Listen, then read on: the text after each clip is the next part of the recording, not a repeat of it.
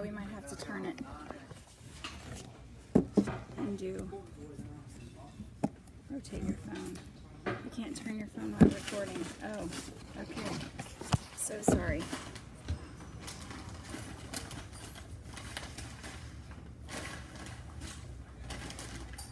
Hi, how is everyone? Be sure and tell us you're here.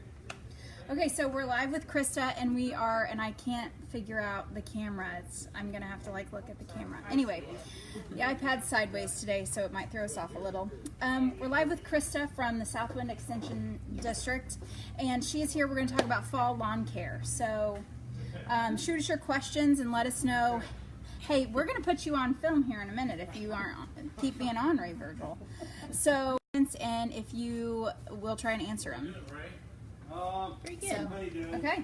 All right. Let's go. Well, September is the time that we need to focus on our fescue lawns, which are cool season grasses. By the time September rolls around, they are literally starving to death. So they need our attention as far as fertility.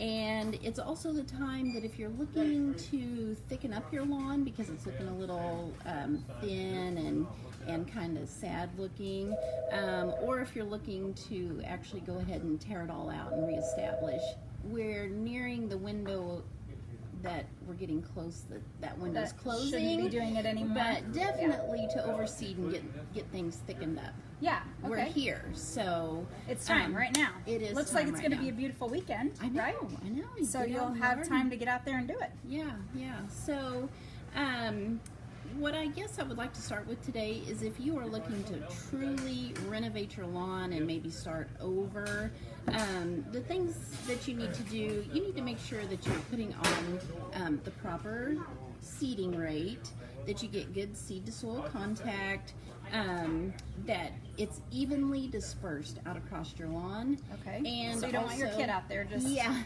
No mounds being made or anything like that. But, so with fescue, the seeding rate for it is generally 6 to 8 pounds per 1,000 square foot of lawn. So that's... So this wise. Well, 3 pounds so you want to be a little heavier on yes, okay. We want to be heavier than that, and so each bag's probably going to be a little bit different.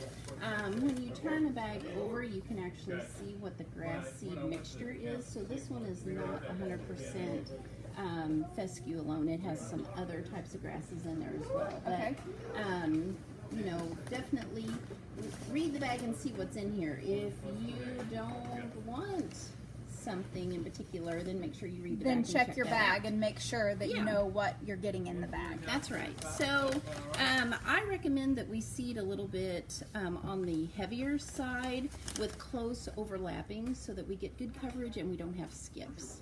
Okay. So multiple seeder passes in opposite directions really work the best. Okay. So, yeah. So crisscross and Yes. like you're going to cut your lawn, but do vertical and then horizontal and diagonal or whatever. Okay. Multiple directions. Okay. So, you know, the thing that we need to be most focused with is getting a good seed bed prepared.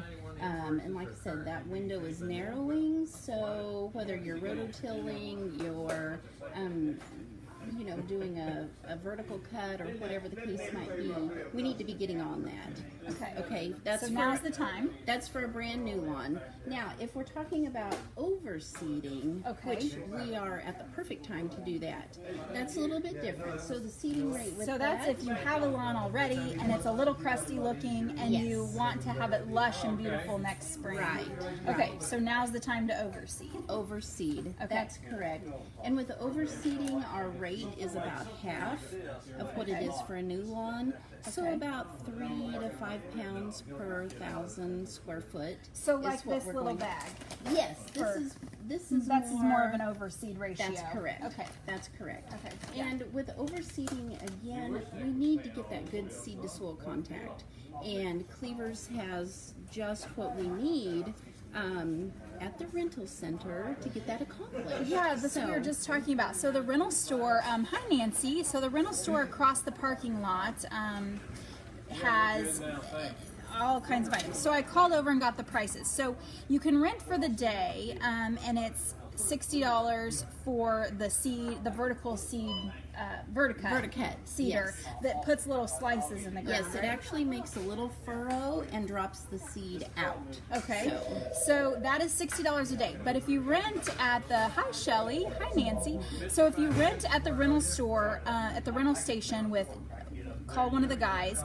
If you do it on a weekend, you actually just pay the 1 day rate, and you pick it up Friday night and then drop it back off Monday morning. And so you get a much better price than, because you get it for a couple of days and you only pay the $60. And so the verticut seeder is $60 a day. The aerator, which is what puts the plugs in, right? It actually pokes a small hole in the turf. That's what it does. And it lets the air get oxygen get down into the roots. And by using the aerator, what we're doing, every one of those little spots that we poke a hole, that's where the seed will drop in then, and we will get that good seed to soil contact for germination. So if you're going to overseed your lawn, it would be best to get a product, put some little holes or something in it, and then don't just go out and just throw it out there. And most definitely. That's if you're needing to do a large kind of overseeding. If you just have some small areas, maybe you know, a high traffic area, just a smaller size, you can actually use just a tiller. Just to rough till up it up. rough off we the need ground. to rough it up. You can hand seed it and then rake it in. Okay. So, That's seems pretty easy. Even I could do that. It is, yeah. But one of the most important things after we do this, we need to make sure that a new seeding or even overseeding, if we're dry, we need to do some watering. Yes, for new lawns, we need to water just about every day. It takes roughly 7 to 10 days for that first seed to sprout, and so in that time we need to make sure that the soil is moist, not waterlogged, but moist. Don't saturate it. That's right. Keep it. Don't love it to death, but hi, Renda. yeah. So yeah, and they do have a sod cutter in case you're doing other stuff or preparing. They have sod cutter, tillers, the aerator, the verticut seeder at the rental store, and you can call Jim or Nate over there, and the number is 431-RENT. There is one in Iola too, and Arc City. So if you're around those locations, it's all on our Facebook page. But yes. Very good. Okay. So with overseeding, we need to get out there and we need to mow the lawn short. So about 1.5 inches. Just not scalp it per se, but cut it off that's really hard good. enough on a lawn. But cut it and collect those grass clippings if we can. Okay. And then you want to come in with your slit seeder or your verticut or whatever that case might be. Prep the ground. And do that, and then make your seeding application. Okay. And plan it like if it's going to rain, then you that would could be do it great. right before the rain. Yes. So you don't have to water so much. That would be great. Yes, and then you can fertilize at that time as well with high nitrogen fertilizer. So that was one thing that I wanted to make people aware. When you go to buy a product, so any fertilizer, the first number listed on the bag, that is always the amount of nitrogen. Okay. The second number is the amount of phosphorus, and the last number is the amount of potassium. Okay. So these are the three main nutrients that we're feeding. And then on the back, you know, there are always good directions. And the one that I like the most is if you read down through here, it says, check with your local cooperative extension agency to obtain more information. So I definitely encourage people to do that. We have some good fact sheets that we can share with you that'll give you some more information. And Krista brought some with her today, and we're going to link them in the top of, you want to practice on Nancy's lawn, go for it. Okay, we'll let people know that. She brought some with her today. We'll make copies. We'll have a few here in the store for you, and then we'll also link them at the top of the... We'll link them here on the top of the event page and or the video, and you can take it home. This is print it off at home. A great fact sheet that just tells you about everything you need to know about a fescue lawn. So it's really good. And my favorite thing, I told Cassie, is on the last page. Yeah, that's really cool. Here is a calendar, a month-by-month calendar. Of what you need to be doing. Yeah. So that's really cool. We'll link that at the top of the video here as soon as we're done. And then we'll, if you're on our email list, we'll email the video out, and we'll email the fact sheet with it. So. Yeah. One other thing that I wanted to talk about is I wouldn't be a good county agent if I didn't talk about soil testing, because Yeah, we that's just so harp cool. on soil testing all the time. And you can do soil testing through our office. And it's very pretty easy, simple. yeah. It's very simple. I think people are intimidated. They think going out and collecting the samples hard or super time consuming or whatever, but it's really not. So You brought props. I have a few props, and I borrowed a few props. So soil testing is very easy. You just need to go out across your lawn, and I recommend people do kind of a zigzag pattern. We want to sample down 4 to 5 inches, no more than that. Really about 4 for a lawn is sufficient. And you can either use a soil probe. This is available at our office. You can check it out. So you can just borrow it. Yeah, and so it that's just cool. takes a small plug out of your lawn, and you don't even know that you've done it. So Right. You can use this, or this is a handy dandy little shovel that I borrowed from Cassie here out of the store. And the thing I like about it, on the back, it has the depth in inches. So the way to do a soil sample with this is to literally put it in the ground, take a scoop out and just lay it over, and then once you have a hole, kind of shave the back side down your 4 inches, put that over into a bucket. Go on to your next location, do the same thing out across your lawn. So you're putting all of the soil into one bucket. Then when you're done, you're going to mix that around and pull out about a sandwich Ziploc bag full. That's all we need. But that gives you a good look at what your yard would be. Yeah, that's right. Because you're testing all around. And then from there, you will get a report back. And this is just a quick sample to show you. So it may look intimidating what you get back. But you help people with that, right? Most definitely. And so what you get back is it tells you what your soil pH is, which sometimes needs correction, the amount of phosphorus and potassium that you need. If you need any at all, you may be sufficient. And then in the comments, this is really the nuts and bolts of it, where it says you need to apply X fertilizer at X rate. Yeah, so it's kind of like having a pool. You have a pool and you want it to be all nice to swim in and not grow crusty stuff and whatever, and so you test it and then you put in the right type of items, and so that's kind of how your yard and your soil is. You test to see what's in there, and then you know which type of fertilizer to purchase is right for your area. That's right. And so many times I tell people, without a soil test, you're just kind of guessing. And you're just dumping. You are, and chemicals. honestly, we are concerned about phosphorus levels, because that's what causes some water concerns, like with blue-green algae in our lakes, and nobody wants that. So Yeah, okay. yeah. So you definitely want to be careful with what you're putting on. That's right. Know what you need first, That's right. and then add That's as right. necessary. So a soil test is $12. And $12, wow. Yeah, you can bring That's that cool. to any of our office locations, and it takes about 10 days to get those results back to you. That's pretty good, $12. Yeah. Okay, that's awesome.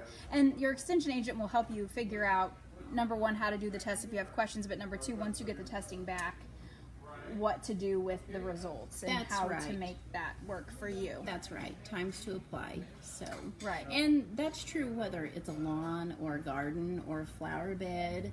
Now's a great time to do all 3 of those.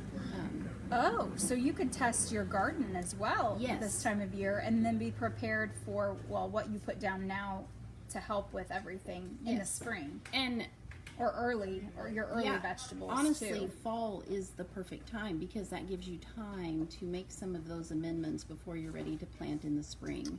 So if you have a garden, watch that. Trying to make those amendments in the spring can, you're kind of in a time crunch, and they may not have the opportunity to do their job yet before you're ready to plant. Yeah. So, Well, and if you do any of those early vegetable, the early stuff, the ground's not always even awesome before you don't want to always be out there. yeah. Sorry for. It's busy in here today. It is. So, okay. So, what other tips do you have? Well, my biggest tip is your lawn's hungry, just like you're hungry on a daily basis. Your lawn has worked all spring and summer for you, and now it's kind of ready for a breather, and it's hungry. So let's feed it. Let's get some nitrogen fertilizer on it, and take care of that. So fertilize now, and then again in November is ideal. With just a spreader, right? Yes. And I know they have spreaders over there at the rental store too that you can rent. We have them here for, if you want to purchase one, you can probably borrow one from your neighbor, whatever. But I know we have one. My husband just goes out. It takes 20 minutes after work. He just pours it in the spreader and walks the lawn really quick. And it's it's pretty easy. It is, and definitely, be mindful as you're using that spreader to stay away from the roads itself. Let's not put the fertilizer out. Put it where it needs to be, on the lawn. Do you water that in, or does it tell you on the bag? It will tell you on the bag how to do that. Now we do. Krista was asking earlier about Green Thumb. We carry a Green Thumb brand. That's a true value brand. It's kind of like our store brand. We're able to do it at a more affordable price because the advertising dollars behind those high-end, high-name brands aren't, we don't have to spend those. And so our store brand is Green Thumb. And so you'll see a lot of Green Thumb items here. You'll see we have Scott's too. So we have Scott's lawn care products too. But a lot of times we have the Scott's, and then we have a comparable one that is the Green Thumb. So that's the true value brand. So that's what that is about. So, and we're not quite at the ideal time yet to take care of our lawn weeds. In the spring, everybody wants to know about henbit, the pretty purple the little weed flower that comes up. A weed, Yes. Okay. Henbit, chickweed puts on a small white bloom. Our dandelions, henbit and chickweed are actually winter annuals, which means they are making their little bitty appearance here in about another month. Oh, and so the time really to control those is going to be about the first part of October. Most people don't get concerned about them until they start seeing them. Yeah, in the spring, and by then, you can treat, but it much takes better more to do it product, now. and yes. So, and what do you do for those? So those you would want to use a herbicide application. There's lots of different formulations out there. Read your labels, of course. But henbit, chickweed, dandelions, most of those products have some type of a 2,4-D formulation inside of those. Okay. And the other thing, applying them in the fall, the risk of damaging other desirable species is not as high because we don't have our ornamentals out and that type of thing. So you don't have to be quite as concerned about drifting over to your neighbor and causing damage.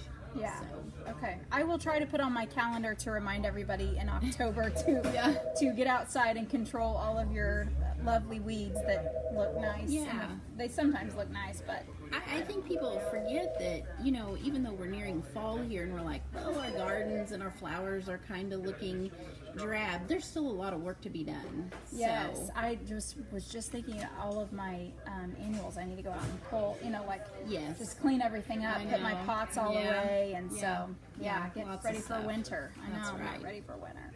Okay, will you guys post any other questions? That's pretty much about all we have today. So if you post any questions that you have on our link, and then we'll send the video out in email, and then we'll also post it. Where else did I tell you? We'll have the handouts some in the store. So, okay. Well, thank you guys for joining us, and we'll talk to you soon. Bye.